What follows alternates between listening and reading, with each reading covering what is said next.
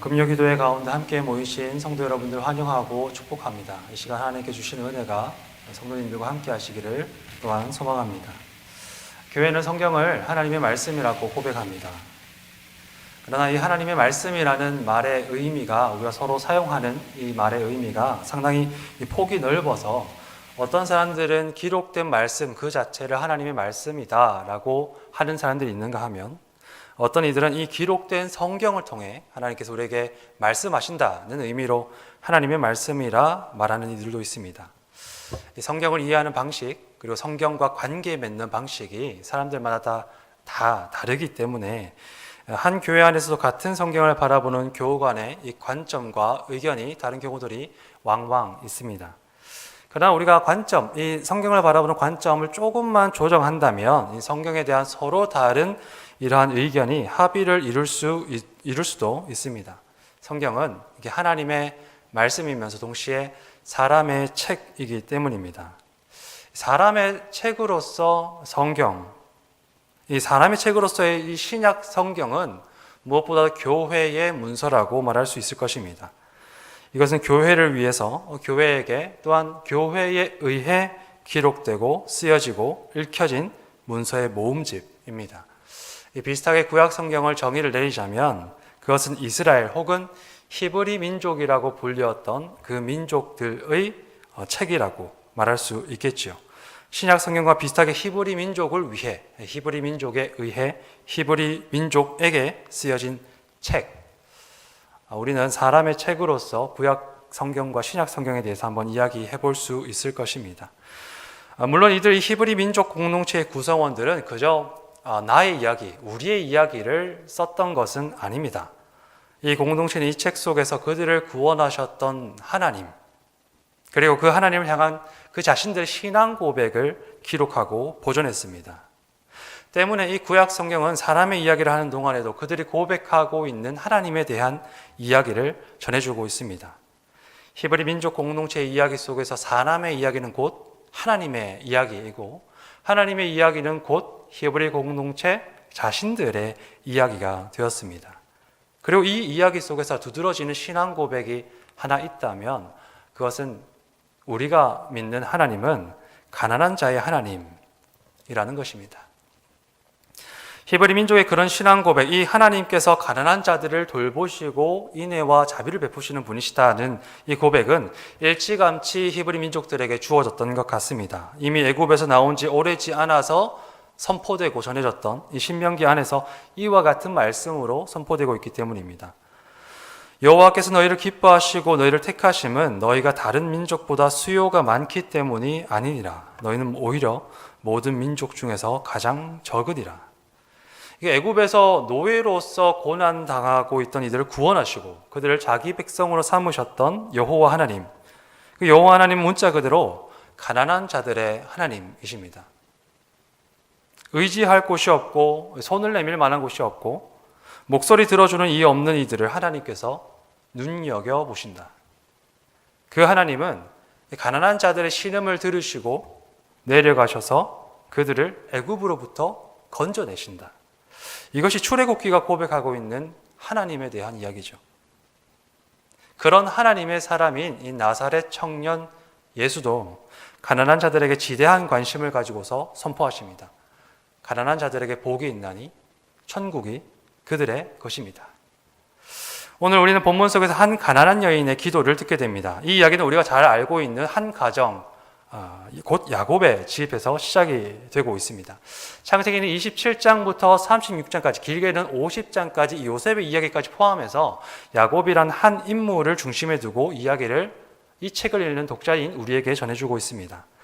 오늘 본문은 야곱의 많은 이야기들 중에서도 이스라엘 12지파의 조상들이 되는 야곱의 12아들들의 출생 이야기를 다루고 있습니다. 우리가 잠시 기억을 되살려 보자면 이 장면은 바로 아브라함, 이삭, 야곱에게 하나님께 주셨던 언약, 곧 너희로 큰 민족을 이루어서 복의 근원이 되게 하시겠다는 그 언약이 첫 열매로 이루어지는 시점이라는 것을 기억할 수 있습니다. 시간이 지나서 하나님께서 야곱을 이스라엘로 새롭게 부르실 때에 점차 선명하게 되어가는 그 언약이 지금 여기서 조금씩 실체를 잇고서 삶에 들이우고 있다는 이야기입니다. 본문을 우리가 함께 읽기 전에 잠깐 이 배경을 살펴볼 필요가 있을 것 같습니다. 늦은 나이에 언약을 따라서 아브라함이 얻었던 이삭, 그 이삭은 두 명의 아들을, 쌍둥이를 얻게 됩니다.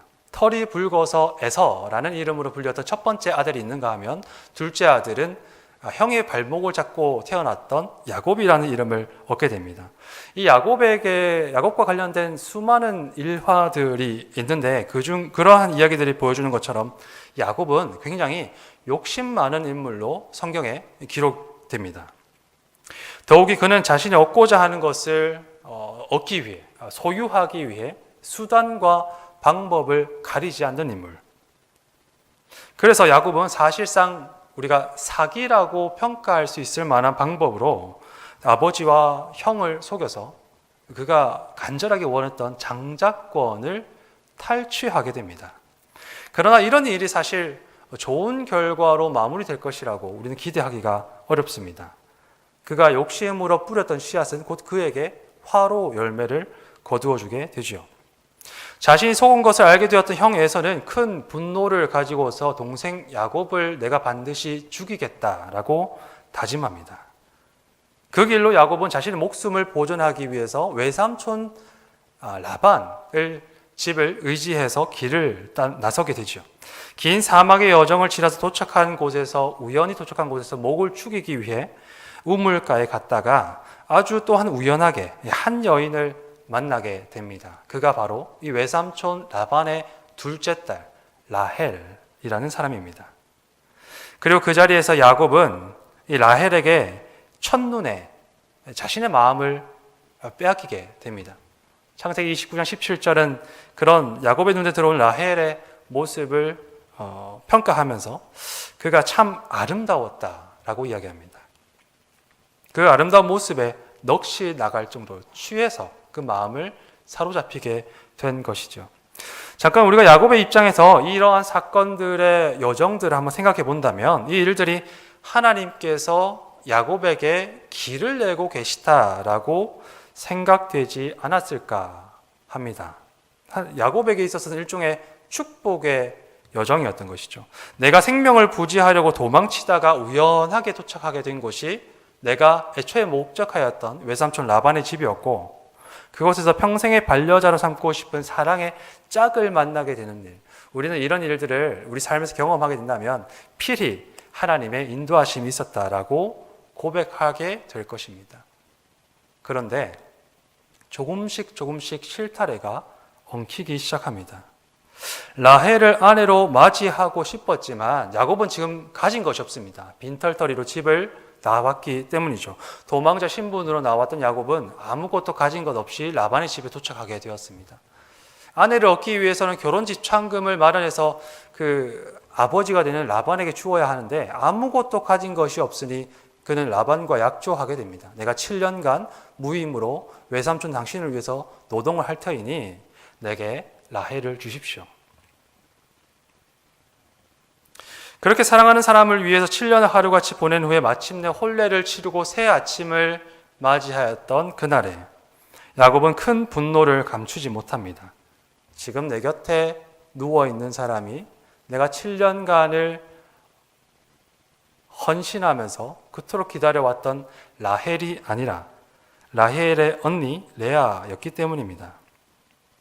항상 남을 속여서 자신이 원하는 것을 갖는 것에 익숙했던 야곱이 7년이라는 시간을 감내하고 얻었던 결과가 다른 사람에게 속임을 당하는 것.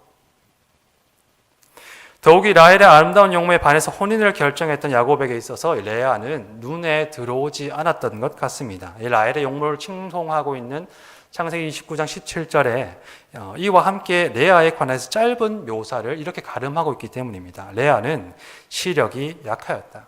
여기서 이 약하였다는 말로 번역된 히브리어는 동시에 미숙하다, 덜 발달되었다라는 의미를 가지고 있습니다. 때문에 이 라헬의 용모를 함께 평가하면서 레아에 관해서 시력이 약하였다라고 말하고 있는 이 장면은 아마도 레아가 외적으로 장애를 가지고 있는 인물이 아니었을까 하고 해석할 수 있는 부분입니다. 그리고 보기에 그렇게 편안한 얼굴이 아니었다라는 의미겠죠.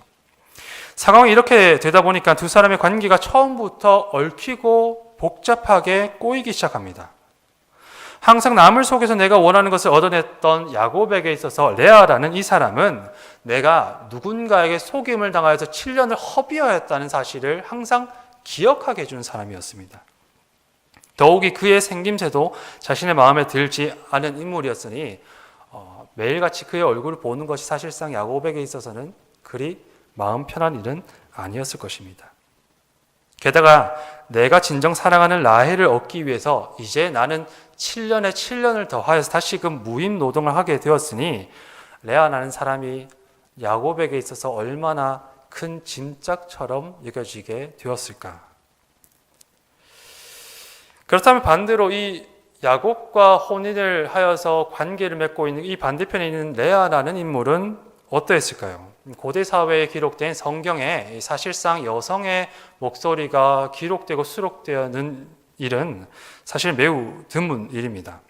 그래서 줄곧 이 창세기 27장부터 36장은 야곱이라는 인물을 중심으로 해서 이야기가 기록되고 있지만 성경은 마치 우리의 눈길을 사로잡으려는 듯이 레아의 목소리를 짤막하게 기록하고 있습니다. 사실상 이 장면은 레아의 목소리가 없이 아들들이 출생하게 되었다. 그 아들들의 이름이 르우벤, 시므온, 레위, 유다였다. 이 사실만을 기록하는 것으로도 충분합니다. 그러나 성경은 굳이 레아의 신앙 고백을 이곳에 담아놓고 있는 것이죠. 우리는 그가 아들을 낳으면서 했던 짧은 신앙 고백과 행간에 숨겨진 레아의 이야기에 조금 주목해보고자 합니다. 그곳에서 우리는 레아의 첫 번째 고백을 듣습니다. 주님께서 나의 괴로움을 돌보셨다. 주님께서 나를 돌보셨으니 이제 내 남편이 나를 사랑하리로다. 상황이 얽히고 관계는 기묘하게 엮여서 레아는 자기 자신이 의도하지 않았던 미움과 멸시를 받는 형편이 되었지만 그럼에도 불구하고 그는 자신 남편으로부터 사랑받기를 원합니다. 야곱이 라헬의 용모를 보고서 한눈에 반해서 일어났던 그 불같은 사랑을 레아 자신이 기대했던 것은 아니지만 그는 야곱이라는 자신의 이 짝 남편이 하나님께서 모든 사람들에게 주시는 돕는 배필과 같은 사람이 되기를 바랬습니다. 야곱이 나의 삶과 씨줄과 날줄이 엮이듯이 이렇게 함께 엮여져서 삶을 함께 엮어가는 돕는 배필이 되기를 바랬던 것이죠. 그러나 어쩌면 그의 기대와 바람은 처음부터 불가능한 일이 아니었을까 생각이 됩니다. 레아의 의도와 선택을 벗어나서 일어난 이 일종의 음모 속에서 레아는 가장 처참하게 외면당하고 거절당하는 존재가 됩니다. 아버지로부터는 팔리지 않는 재고 상품을 어떻게 해서든지 남을 속여서라도 팔아야 되는 존재. 남편으로부터는 막심한 피해를 입고 억지로 내가 얻게 된 이 짐짝 같은 존재. 그리고 피를 나눈 자매는 이제 나의 경쟁자가 되어서 내게 매일같이 멸시와 모멸감과 패배감을 주는 존재가 된 레아의 상황. 이 사막의 한가운데 가족 공동체를 이루어 살아가지만 레아로서는 어디에도 의지할 곳 없고 마음 둘 곳이 없는 형편으로 그저 툭 내던져지게 된 것이죠. 사람들은 자주 시간이 약이라고 이야기하지만 레아에게만큼은 그 평범한 진리가 통하지 않았습니다. 7년이 지나고 또 다른 7년이 지나는 동안 그의 형편은 계속해서 메말라만 가게 됩니다. 그런 이 팔레스타인의 사막을 돌아다니면서 유목 생활을 하는 한 가정 공동체에 고립되었던 이 가난한 여인의 기도가 우리 귀에 울리는 듯 합니다. 주님, 나를 돌아보셔서 내 남편이 나를 사랑하게 해 주시옵소서. 이 레아의 경험을 요약하자면 우리는 거절과 소외 그리고 고립이라고 말할 수 있을 것 같습니다. 이것은 사람을 병들게 만들고 가난하게 만드는 영혼의 독과 같은 것이죠. 그러나 그 와중에 하나님의 돌봄이 이 레아를 향해서 쏟아지고 있습니다. 레아가 야곱에게서 두 아들을 더욱 얻게 된 것이죠. 주님, 내가 아들을 낳고 내 남편에게 사랑을 받을 수 있을 것이라 기대하였지만 여전히 그 사랑은 요원하기만 합니다. 주님이 나의 탄식을 들으시고 또 아들을 주셨으니 내가 그의 이름을 시므온이라고 하겠습니다. 주님, 이렇게 3명의 아들을 내게 얻게 하셨으니 이제는 남편이 내게 매이지 않을 수 있겠습니까? 그러므로 내가 이 소망을 담아서 이 아들의 이름을 레위라고 부르겠습니다. 르우벤과 시므온과 레위, 이 세 이름 속에 레아의 간절한 기도와 소망이 묻어납니다. 보통의 부부라면 사실 서로 간의 관계가 조금 소원하더라도 이 자식이 생기게 되면 변화가 생기기 마련입니다. 레아도 자연스럽게 하나님께서 베풀어 주신 이 돌봄 속에서 두 사람의 관계가 조금 변화가 생길까 하고 하나님께서 자신의 소원을 이루어 주실까 하고 기대했습니다. 그러나 그의 소망은 여실히 빗나가고 있죠. 그래서 이 고백들을 살펴보면 하나님께서 나를 돌보셨다는 사실에 감사하면서도 어딘가 그의 한숨이 느껴지는 듯합니다.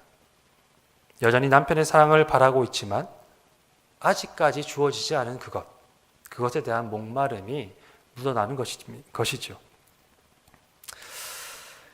하나님은 가난한 자의 하나님이십니다. 하나님은 지금 이 가난한 여인을 돌보고 계시지만 여전히 그의 영혼은 채워지지가 않습니다. 그는 자신 남편이 레아 자신을 돌아보기를 바랍니다. 그의 냉랭한 시선이 봄처럼 따뜻해질 날을 기다리고 있습니다. 나 홀로 삶을 이어가는 것이 아니라 시줄과 날줄이 되어서 함께 삶을 만들어가는 일을 몇 해가 지나도록 기도하고 있습니다. 이제는 그 자신의 영혼이 소외와 고립의 사슬에서 자유롭게 되기를 계속해서 기도하고 있습니다. 그러나 이 모든 기도가 번번이 비껴나갑니다. 야곱의 태도는 여전히 완강하고 그의 마음은 딱딱하게 굳어 있습니다. 그 와중에 레아의 영혼이 계속해서 가난해집니다. 하나님께서 지금 레아를 돌보신 것이 확실하고 레아 역시 그것을 감사로 고백하고 있지만 어째서 레아의 기도는 거절당한 것만 같이 비추어지고 있을까요? 하나님의 돌봄이 엉뚱한 곳을 향하고 있는 것은 아닐까요? 어쩌면 하나님이 레아의 기도를 들으시는 일에 실수를 저지르셨던 것은 아니었을까요? 르우벤, 시므온, 레위, 이 세 아들의 이름 속에 여전히 레아의 성취되지 않은 소망, 거절된 기대가 묻어납니다. 그런데 이 네 번째 아들 유다, 네 번째 아들 유다의 이름에는 어떠한 변화가 일어난 것이 눈에 보입니다. 여전히 변화없는 남편과 자신의 처지에 주어진 네 번째 아들의 이름을 지으면서 레아는 이렇게 고백합니다. 내가 이제 여호와를 찬양하리로다. 기도라는 것은 어떤 것일까요? 우리는 기도에 관해서 아주 많은 이야기를 듣습니다. 기도는 우리 영혼의 호흡이고 하나님과의 대화입니다. 또한 어떤 사람들에게 기도는 능력이 되고 하늘의 보좌를 흔들어서 하늘 문을 여는 행위로 이해됩니다. 특히 이 능력이라는 말과 하늘 문을 여는 일이라는 기도에 대한 우리의 이해는 마치 어느 정도 기도하는 우리 자신의 열심을 요청하는 듯도 합니다. 무엇이든지 내 이름으로 구하면 주시리라. 구하라 그리하면 얻으리라는 주님의 말씀에 의지해서 우리는 열정적으로 기도합니다. 구하는 것마다 이미 받은 줄로 믿고 구하며 주실 때까지 우리가 겨냥한 그대로 기도가 관역에 닿을 때까지 기도하기도 합니다. 때문에 우리는 뜨거운 기도를 권면하고 또 사모하기도 하지요. 그리스도교 전통은 기도에 관해서 수많은 이해와 가르침을 전하고 있지만 아무래도 기도하는 우리 당사자에게는 구하는 것, 주시옵소서 하는 이 기도, 곧 청원 기도가 가장 익숙하지 않을까 생각합니다. 자신의 연약함과 한계를 깨달은 인간이 할 수 있는 가장 원초적인 기도. 이것은 모든 사람에게 새겨진 종교성과 가장 밀접한 연관성을 가지는 기도이기 때문입니다. 그러나 우리는 오늘 레아의 기도 속에서 가난한 자의 기도를 들으시는 하나님의 손길 속에서 또한 기도의 새로운 지평을 만나게 됩니다. 그것은 하나님의 기도입니다. 하나님의 기도란 무엇일까요? 그것은 하나님의 뜻이 이루어지는 하나님의 일입니다. 우리가 이 레아의 청원, 레아가 구한 것과 그의 실제 형편을 비교해 보면 그의 기도는 비껴나갔다. 그의 기도는 거절당했다라고 말해야만 할 것입니다. 주님, 내 남편이 날 사랑하게 해주시옵소서. 거절과 소외로 고립당해서 메말라가는 내 영혼을 회복시켜 주시옵소서. 시줄과 날줄이 엮이는 그 평범한 삶을 나도 내 돕는 배필과 함께 누릴 수 있도록 하나님 은혜 베풀어 주시옵소서 하는 그의 기도는 7년이 지나고 7년이 지난 시간들을 또 보내는 가운데서도 결코 이루어지지 않습니다. 그러나 그 4명의 아들을 얻는 중에 우리는 점차 바뀌어가는 레아의 신앙 고백을 만나게 됩니다. 하나님께서 나를 도우시니 이제 남편이 나를 사랑하리로다. 여전히 사랑받지 못한 형편을 돌보셔서 이 아들도 주셨도다. 이만큼 새 아들이자 주셨으니 남편이 나와 연합하지 않을 수 있을까? 자신의 소망과 기대를 담아서 청원하는 레아의 기도는 수년간 이어진 기도 속에서도 변함없는 형편 속에서 이와 같은 고백으로 이제 이어지게 됩니다. 이제는 내가 여호와를 찬송하리로다. 레아에게 어떤 변화가 일어났습니다. 그의 기도로 인해서 남편이 변화되지 않았고 그 자신의 형편이 변화되지는 않았지만 그가 기도하는 동안 레아 자신에게 어떤 변화가 일어났습니다. 저는 그 변화를 이 성경의 행간에 숨겨진 레아의 목소리를 바울의 목소리를 빌어서 이렇게 함께 나누고 싶습니다. 주님, 내가 당신으로 인하여 찬양하리이다. 당신께서 내게 하신 일로 인하여서 주님을 찬양하리이다. 주님의 은혜가 내게 족하오니 나는 이제야 어떤 형편이든지 자족하기를 배웠나이다. 나는 주님으로 인하여 찬양하리이다. 이 레아의 고백은 우리에게 하나님의 기도를 들려줍니다. 레아는 그가 간절히 바라고 구하였던 것이 주어지지 않고 여전히 변하지 않는 비참한 환경 속에 덩그러니 내던져져 있지만 7년이 지나서 7년을 다시 보내는 그 과정 속에서 레아는 점차 하나님을 알게 됩니다. 하나님께서 레아에게 하신 일을 바라보고 하나님께서 자신의 목소리를 들으시고 돌보셨다는 사실에 그 자신의 눈길이 머물게 됩니다. 기도하기 때문에 하나님께서 나의 삶에 흔적을 남기셨다는 것을 비로소 보게 된 것입니다. 그의 가난한 소망은 여전하지만 자신의 형편은 변하지 않았지만 기도의 터널을 지나가는 동안 하나님으로 채워지는 사람이 되어가는 것입니다. 많은 사람이 자주 하나님께 실망합니다. 많은 일에서 하나님께서 우리의 기도와 우리의 바람과 우리의 기대에 거절하는 것처럼 비추어지기 때문입니다. 우리는 열심히 기도하고 열정적으로 바라고 하늘 보좌를 잡고 흔들어도 하나님은 침묵하고 외면하시기만 하는 듯 보일 때 우리는 자주 내 소망을 이루어주지 않는 하나님을 보면서 등을 돌리게 됩니다. 경우에 따라서는 하나님 대신 자기 욕망에 충실하게 응답해 줄 다른 누군가를 찾아 떠나가기도 하죠. 그러나 우리 주님께서는 그 제자들에게 기도를 가르치면서 이렇게 말씀하십니다. 하나님의 뜻이 하늘에서와 같이 땅에서도 이루어지도록 그렇게 기도하여라. 우리가 기도하면서 바라고 구해야 할 것이 있다면 하나님의 뜻이 하늘에서처럼 땅에 이루어지는 것, 하나님의 뜻이 바로 우리의 몸과 삶이 되는 것, 그런 하나님의 기도를 절정으로 보여주는 것이 주님께서 겟세마네 동산에서 하셨던 기도가 아니겠습니까? 아버지, 하실 수만 있다면 이 잔을 내게서 옮겨 주시옵소서. 그러나 내 뜻대로 마시옵고 주의 뜻대로 하여 주옵소서. 나사렛 청년 예수는 기도의 깊은 가운데서 하나님과 하나 되신 모습을 우리에게 보여주십니다. 기도는 우리가 주목하고 바라는 그것을 더욱 명확하게 추구하는 것이 아니라 오히려 하나님의 흔적이 더욱 우리 삶 가운데 선명하게 드러나도록 우리가 구하는 일입니다. 기도는 우리 자신의 욕망과 소망에 점차로 하나님의 뜻이 내 중심의 뜻으로 일치되어 가는 일입니다. 기도는 우리 영혼에 가난하고 그 황폐한 풍경들이 점차로 하나님의 색깔로 물들어 가는 일입니다. 그래야 기도는 우리의 성품을 그리스도의 것으로 다듬어가고 우리의 영혼의 성령의 열매를 맺어가는 길입니다. 그래서 기도는 기도하는 사람을 변화시키는 것, 기도하는 그 사람을 더욱 깊고 넓은 영성으로 이끌어 하나님의 사람으로 만들어가는 하나님의 일입니다. 그래서 우리는 레아의 기도 속에서 예수님의 가르침을 보게 됩니다. 가난한 자는 복이 있나니 천국이, 하나님의 나라가, 그 하나님의 다스림을 받는 것이 바로 그들의 것입니다. 가난한 마음으로 하나님께 드리는 기도는 우리 자신을 하나님의 충만함으로 이끕니다. 그리하여 가난한 자의 기도는 세상이 줄 수 없는 부요함으로 그 기도하는 사람을 이끕니다. 하나님께 가난한 자의 기도는 곧 그에게 하나님 자신을 주시는 은혜로 인도하기 때문입니다.